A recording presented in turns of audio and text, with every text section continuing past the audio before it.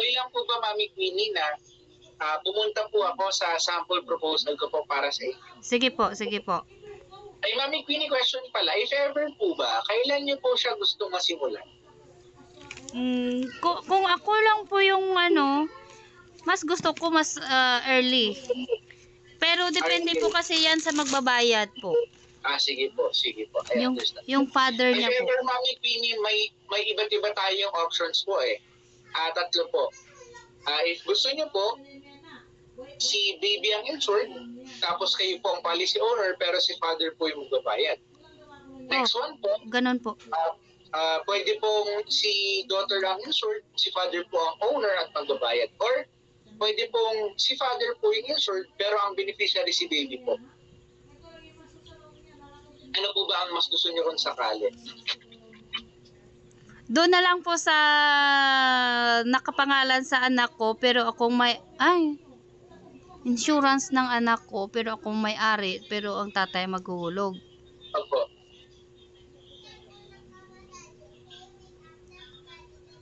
Or pangalan sa anak, tatay may-ari. Ako na lang. Kayo na lang po ang policy owner po? Opo. Okay, sige po. Kasi beneficiary ko, anak pa rin, di ba? Sige po. Ayan. Pero, depende pa yon sa desisyon ng tatay din. Sige po. Okay lang po ba mga tanong, Mami Queenie? Right now po ba? Kasal po kayo or separated? Hindi po. Sige po. Pero separated po. Okay. Don't worry, Mami Queenie, kasi very understanding naman po ako kasi galing po ako sa complicated family din po. And actually, hindi po kayo ang una kong client na ganyan po ang situation. Alam niyo po, Mami Queenie, maganda po yung naisip nyo na kayo ang policy owner, si baby insured. Paano po ba? Kasi actually, Mami Queenie, sikreto to ng mga seaman kong clients eh. Nagsisilbo po kasi yung buhay na last will and testament ang insurance po. Kapag po kasi, kunyari, si baby ang nakalagay na insured, kahit pong anong gawin, hindi po, unless po papalitan yung dalawa, si baby po ang makakapag-claim whatever happens. Kaya nga po. Tapos kahit ilan po yung anak, ilan po yung asawa, si baby po makakapag-claim pag sa kanya po nakapangalan. And hindi po yun pwedeng baguhin. Tapos kung sa kanya naman nakapangalan sa tatay, pagdating ng panahon, siya rin magki-claim. Ang mangyayari ng Mami Queenie, kapag si father po ang policy owner, siya po ang magpa-process. Pwede niya pong palitan. Pero pag kayo po ang policy owner, hindi po pwede. Hindi pwede mapalitan. Hindi po pwede papalitan ni father. Kayo lang po ang pwede mag-decide. Yun na lang po. Sige po, sige po. Ayun, hindi na depende sa kanya. Depende na sa akin po yun. Yes po. Yung ano po is, nakapangalan sa anak, pero ako yung owner. Yun, di ba? Tapos siya yung maghulog. Yun na lang po. Sige po, Mami Queenie. Huwag mo nang baguhin. Sige, Mami Queenie. Sira? Ayan po. So, gumawa po ako ng first sample computation po. Okay. Share screen ko lang po ulit, Sure.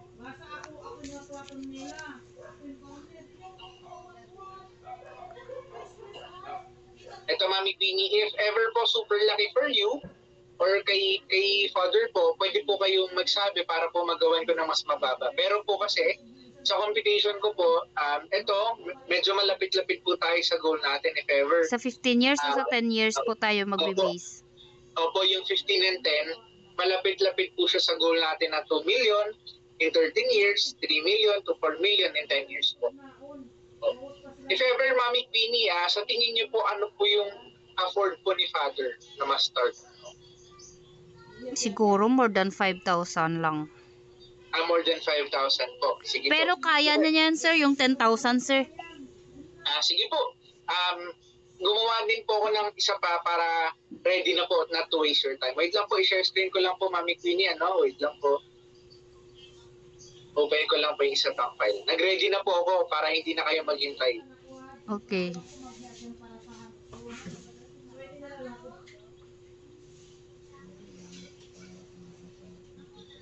Ginagawa po kasi itong sikreto ng mga seaman ko na clients. Napakarami ko na po ang seaman na clients na ganito ang ginagawa. Para po daw, secured yung anak nila. Meron po kasi yung iba is maraming panganay. So ayun po yung ginagawa nilang technique para po makasigurado sila na kahit anong mangyari pag nawala po sila, ang bawat panganay nila meron. Sana ho ganyan mindset ng mga tatay. Sana nga po eh. Sana ganyan yung mindset niya, sir. Pero in case, sir, pag nakausap niyo niya siya, sir, convince niyo na rin, sir. Sige po. Para- Mami, ito po yung options natin. No? Merong sa 15 years, 7,500. Sa 10 years, 10,000 po. Between the two po, ano yung sa tingin nyo? Sandali, sir. Asan Sige yung po. sinasabi mong 7,000? Ay, hindi po ba nag-share screen? Wait lang po. Nag-share Mami. screen po, pero hinahanap ko yung sinasabi mong 7,000 monthly at saka 10,000 monthly. Ito, Mami Queenie, wait lang. Zoom ko lang po, ano? Okay? Ayan, po. Ayan, okay. Nakikita niyo na po, Mami Queenie. Opo. Ayan. Nakita ko na rin yung mouse. Hinahabol ko nga kung saan papunta. Ayan, sorry, ayan po. Ay, sir, hindi po pwede pa mapalitan yung ano mo, yung cursor mo ng yung may kulay? Via Zoom po ata yun eh. Gusto niyo po, lipat ulit po tayo sa Zoom para pwede ko pong gawa ng ganon. Ay, wag na lang po. Mahirap doon. Sige po, sige po. Ito po. Ano Ayan, po Mami. yung book? Ayan po. If ever, Mami Queenie, yung sa 10K per month, in Okay. 10 years po, 10 years. malapit-lapit tayo kasi nasa 1.7 na. For sure po, by 13 years. Bali, fund value niya 10% is 1.7. Yes, Mami Queenie. Tapos yes, po, magkano po yung ibabayad niya monthly? 10K, Mami Queenie, sarado po yan. Walang extra expenses po. Oh, 10K. May below 10K kayo, just in case. Yung below 10K natin, Mami Queenie, for 10 years is 9.5 po. 9.5? Yun po yung lowest natin. For, pag mas mababa po doon, papasok na po tayo for 15 years na po. 15 years. Sige, sa 10 years. Kasi parang aangal. Feel ko lang. Feel niya po. Sige po. Sa tingin niyo po ba, ano yung magiging preferred po ni Father?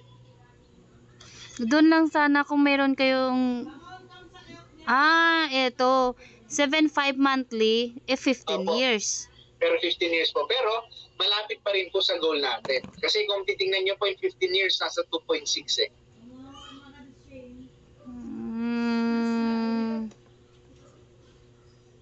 Kaya lang, pag 10 monthly kasi parang aaray-aray na yun eh. Aaray na po siya. Sa tingin niyo po, mas papabor po siya dun sa 7.5. Oo. If ever, Mami Queenie, ano po ba ang mangyayari? I-convince ko ba po si Father po? Or kayo na Sige po, sa 10K po. Sige po. Pero itatry nyo rin po siya i-convince, tama po ba? Pag magtatanong siya sa akin, hindi na ako magpapadagdag ng ng support dito. Doon na lang ibubuhos sa sa educational. Sige po. If ever po. If ever, Mami Queenie, gusto niyo po ba i-discuss natin yung mga coverages for baby po? Sandali lang. Sige po. Or mas focus po tayo dun sa fund value po. Fund Yung value. educational fund po. Di ba life insurance yan? Matatransfer din, convertible din yan. For example, Mami Queenie, kung kayo, kunyari po, kayo yung nawala, no? So, if may mangyari po sa inyo, tapos may coverage tayo na 2 million plus yung fund value po. For example, after 15 years po, sa kami nangyari sa inyo, ang mangyayari po nun, ang marireceive ni baby, 4.6 million. Okay.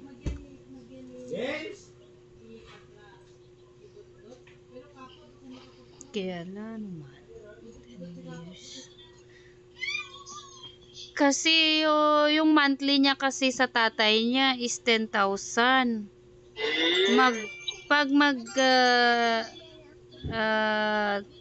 grade 7 or mag high school na siya, Opo. syempre lalaki yung gastos sa kanya. Tama naman po, Mami. Syempre dapat madadagdagan din yung support niya. Tama din naman po kasi mas mahal po eh. Habang tumatanda. Kasi tapos yung sabi niya rin, magdadagdag lang naman siya ng ng support sa anak niya pag medyo malaki-laki na. So, pag may life insurance yung anak niya na 10K, parang hindi na madagdagan yun. Ano sa tingin niyo, Mami? Anong Sakit the sa best ulo. po? Opo, medyo masakit po sa ulo pag komplikado eh. Pero ang lagi ko po sinasabi, sakit sa ulo po ito na kailangan gawin talaga. Kasi po mahirap na pagka saka pa po tayo nag-prepare pag malaki na. Pag malapit na mag-college, mas malaking sakit sa ulo po yun. Hindi ba yan magko-conflict sa kanya kasi sa akin nakapangalan? Hindi naman po, Mami. Wala naman pong gano'n. Kasi magtatanong, pero 'di ba dapat ano lang, yung point of view lang is yung sa bata lang. Wala naman po, walang magiging problema yan, Mami. Hindi naman po magiging concern yon kung sino nagbabayad. Hindi, what I mean yung syempre yung involve yung ako sa bagay, ako naman ang nanay kaya involve yung pangalan ko diyan. Wala naman pong complicated dun eh kasi kayo po ang nanay. Sige. Okay yan. Sige po. Hindi na ako magpadadagdag ng ng support. Sa 10K na lang po tayo doon. Sige. Mami Queenie, if ever po ba, directly ko po muna i-message si Father po or sasabihan niyo po muna siya? About sa life insurance? Opo. Nabasa niya naman yun kanina. If ever po ba, kapag ang usapan niyo po ba pag nakapag-decide na po kayo, pa-follow through lang po siya? Hindi, siya yung mag-oo. So, kumbaga i-convince ko pa din po si Sir, ano po? Yes. Sige po. Kasi pag ako mag-convince sa kanya, parang sarado yung utak niya, sir. Kailangan siya yung kasi yung klaseng lalaki na nasusulsulan ng ibang tao. Sige po, Mami Queenie. Ang gagawin ko po after ng call natin is i-message ko na rin po si Father po. Okay lang po bang pa-help na lang po ako na magsabi po na nag-message po ko sa kanya po? Sige po. Sige, thank you, Mami Queenie. Thank you po. Okay, ito na lang po yon. If ever, Mami Queenie, gusto nyo isa-isahin ko din yung coverages po ng insurance? Pwede din po.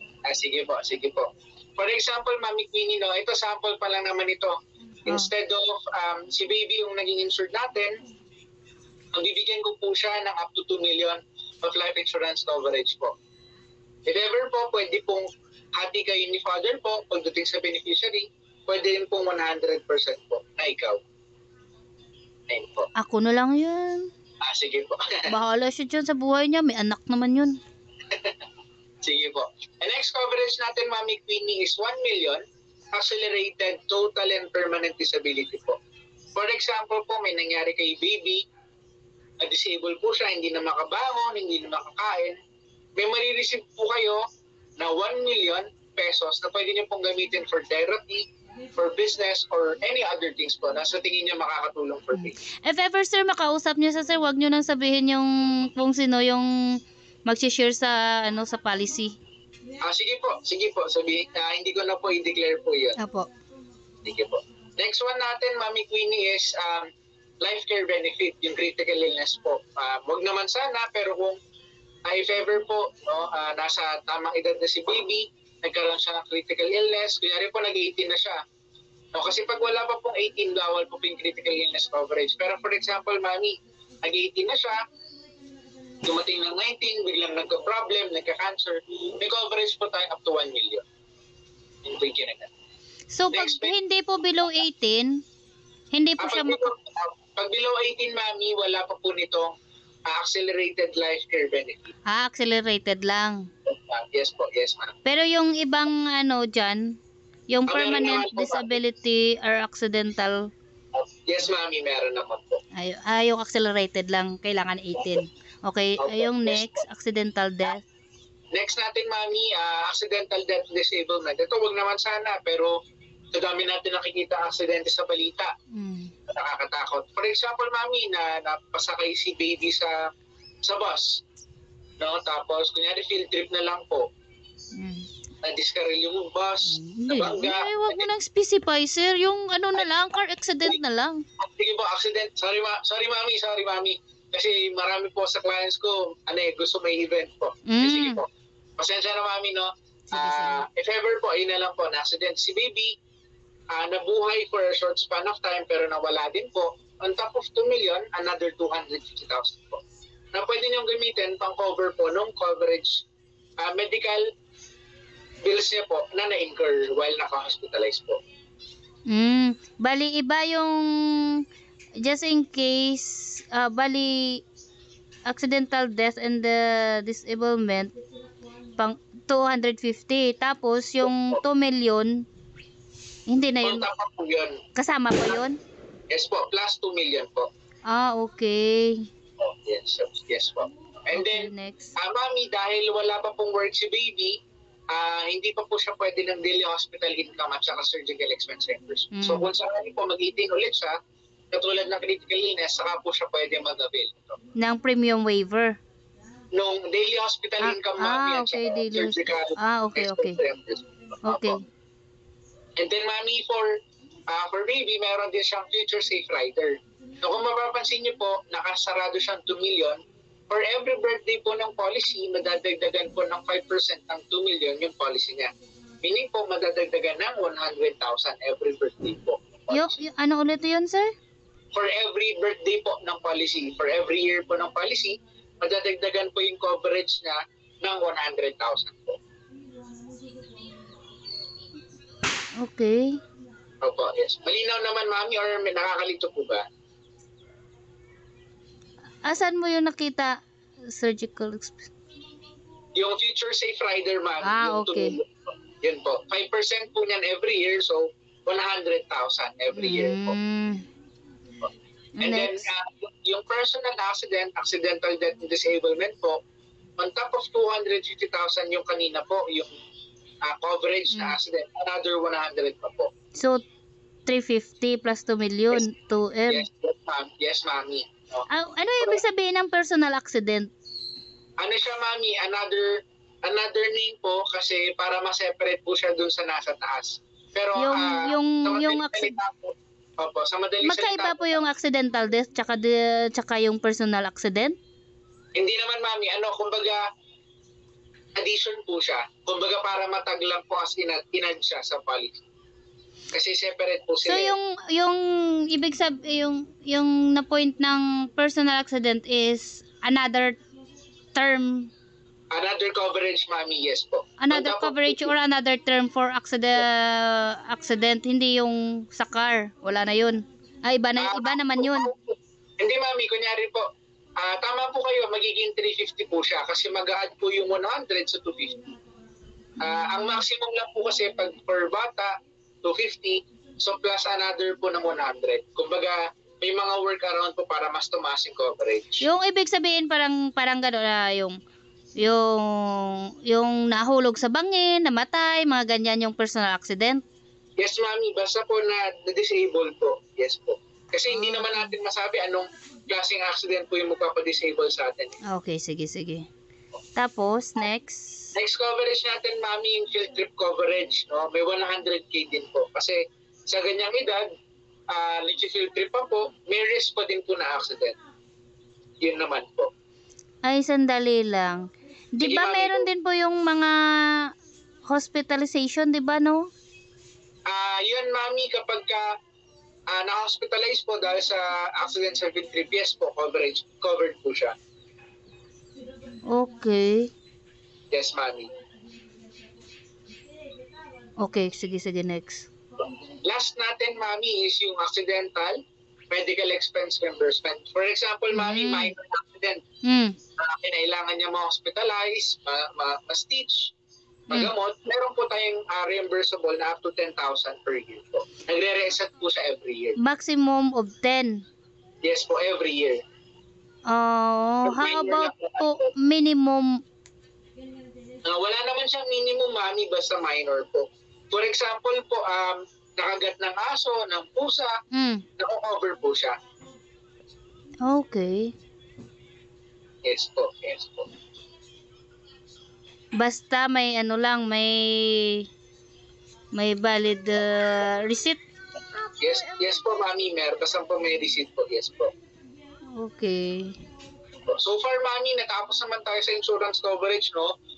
May gusto ba tayong linawin, i-clear, or itanong pa po? Ganun po. Paano yung pagpapa-reimburse? Pag ganyan, mami, isisend nyo lang po yung copy ng receipt sa akin and ako po yung magpa-file at saka magpapasa po. Pag Okay. hintayin nyo na lang po dumating either sa bank account nyo or cheque po. Okay. po. Day, baka na Day. And then, Other than that, mami, ano pa po yung tanong nyo po?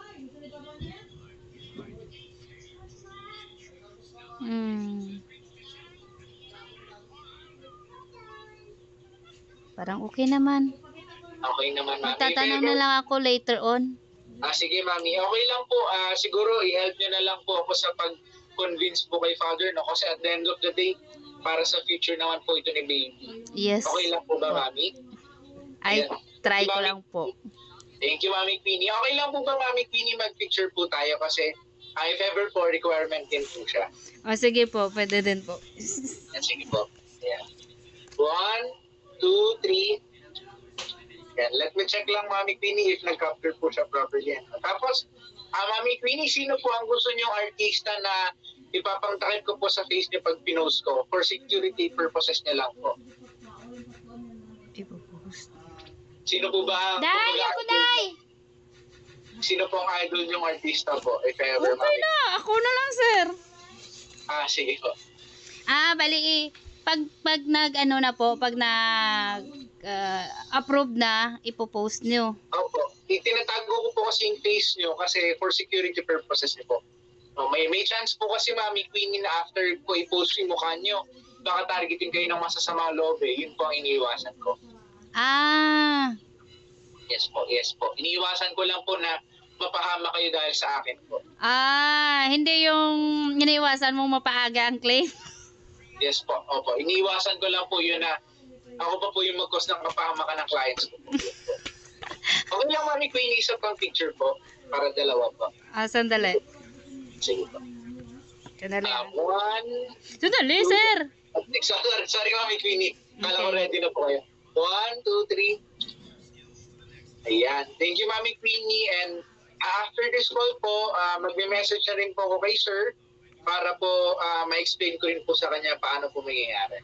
Okay, sige, sir. Thank you, sir. Thank you, Mami Queenie. I-chat lang kita, sir, kung anong question ko, sir, Sige po. Go lang po, Mami Queenie. Okay, thank you po. Thank you. God bless, sir. Bye-bye. Bye-bye po.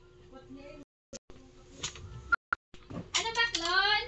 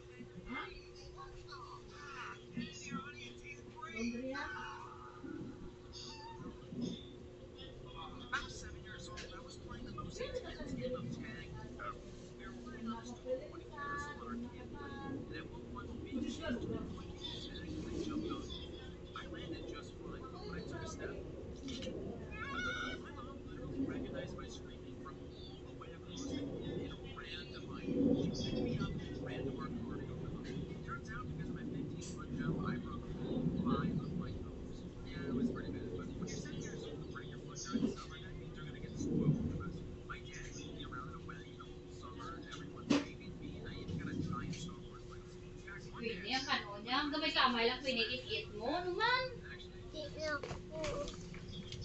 Nakita mo, Mandan?